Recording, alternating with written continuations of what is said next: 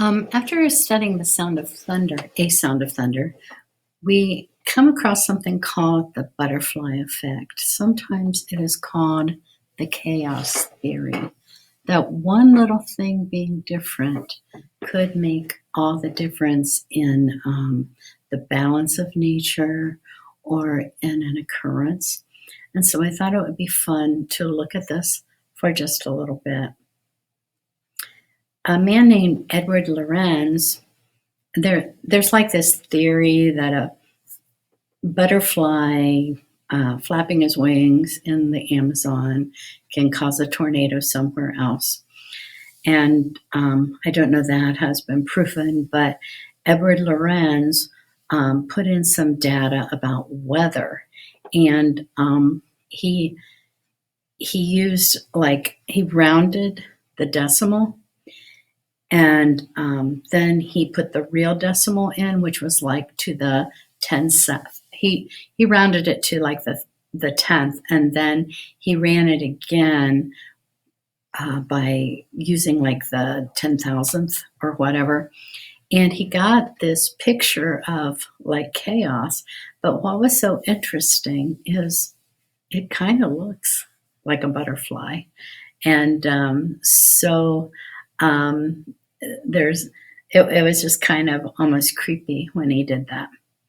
So there are several books that have been written besides The Sound of Fury about time machines.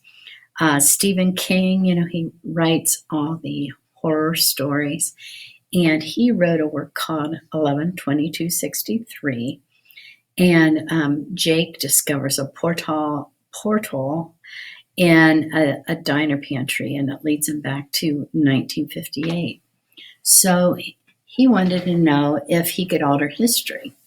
So he spends this time going back, and he decides that he will find Lee Harvey Oswald and destroy him before he is allowed to kill Kennedy in 63. That's why it's called 11/22/63, because that's the day Kennedy was assassinated. So he stalks Lee Harvey Oswald, and he managed to prevent him from shooting Kennedy. And then he returns back to the present, and he figured the world would be improved as a result. But instead, the opposite has happened. Earthquakes occurred everywhere. His old home is in ruins. Nuclear wars destroyed much of the world. And Jake returns to 1958 again and resets history. So that's just a sci-fi time travel idea. It's kind of interesting. Benjamin Franklin, he was always known for his little proverbs and stuff. He wrote something called Poor Richard's Almanac. And he writes something that kind of sounds like the butterfly effect, but this is way before people started talking about it scientifically. But he said, for want of a nail, the shoe was lost. So like a horseshoe. So it's missing a nail, and so the horseshoe fell off. Got it? For want of a nail, the shoe was lost. For want of a shoe, the horse was lost. For want of a horse, the rider was lost. For want of a rider, the battle was lost. For want of a battle, the kingdom was lost. And all for the want of a horseshoe nail. So there he kind of defines something as, just a second. Every once in a while that shows up, and I just have to get rid of it. So he just described something that might happen just because a nail fell out of a horseshoe. These are some famous ones in history. The bombing of Nagasaki during World War II, at the end of World War II, the nuclear bomb. So the U.S. intended to bomb the city of Kuroko because there was an ammunition factory there.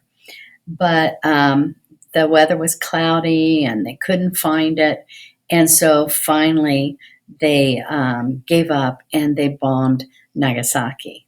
And so you can imagine the difference between Kuroko, and those people were all saved, and the people of Nagasaki were killed just because of a cloud. I guess I just told you that story. So, Adolf Hitler. Adolf Hitler was an artist, but he applied to the fine arts in Vienna, and in early 1900s he was rejected, and people think he was rejected by a Jewish professor. And so people think that maybe this rejection went on to, instead of being an aspiring artist, he became the human manifestation of evil. And so, how history might have been different if he had not been rejected from that art school and he became an artist instead of one of the most horrible dictators ever. Archduke Franz Ferdinand was the Archduke of Bosnia, Serbia. No, I'm sorry. Wait. June 28th, which is my birthday, but I wasn't born in 1914, which might surprise you. But they, in 1914, these guys went to assassinate the Archduke Ferdinand, and it failed. And so they had put a grenade under his car, and it wounded the occupants behind the Archduke, but it didn't kill him. So the route was supposed to be changed after that, but the Archduke's driver didn't get the message. So had he taken an alternate route, they wouldn't have been able to kill him. But because the driver didn't get the message, he was killed, and that was the beginning of World War I. I want to say Austria-Hungary. Man, I'll have to look that up, or you can look it up, what he was the Archduke of. Austria sounds familiar, but I have to look that up later. The Cuban Missile Crisis. Back in 1963, 1961, I'm sorry, when I actually was alive, Khrushchev, who was the leader of Russia, had made relations with Cuba, and they were putting nuclear missiles at Cuba, which is like 90 miles or 60 miles or something from Florida. And so this Russian Navy officer, Vasily Arkhipov, maybe, is on this nuclear submarine near Cuba. Pardon me. So these American aircraft ships were using depth charges to signal the submarine that it should surface so it could be identified. But the submarine was too deep to monitor the signals, and so the crew had no idea what was going on. And so Savitsky decided the signal meant that war had broken out, and he was ready to launch a nuclear torpedo. And everyone agreed with him except this Arkhipov. And so they had that torpedo launched.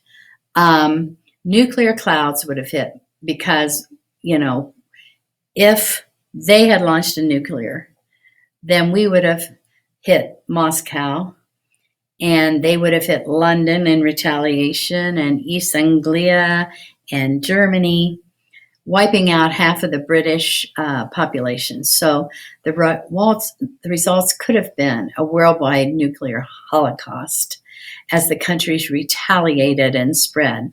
So, but this Arkhipov exercised his veto power and prevented a launch. And so that kept it kept nuclear holocaust from hitting the world. So anyhow, that is the butterfly effect. And I think it's kind of an interesting concept. Sometimes you think something you do, maybe a word you speak or a kind act you do, might not go very far. Um, I know there have been times where, um, one of my biggest fears as a teacher is saying something to a student that they will live with all their life. I hope if I do that, it's a kind statement. But you know, encouraging students to always do better. So it makes you think little things can make a big difference.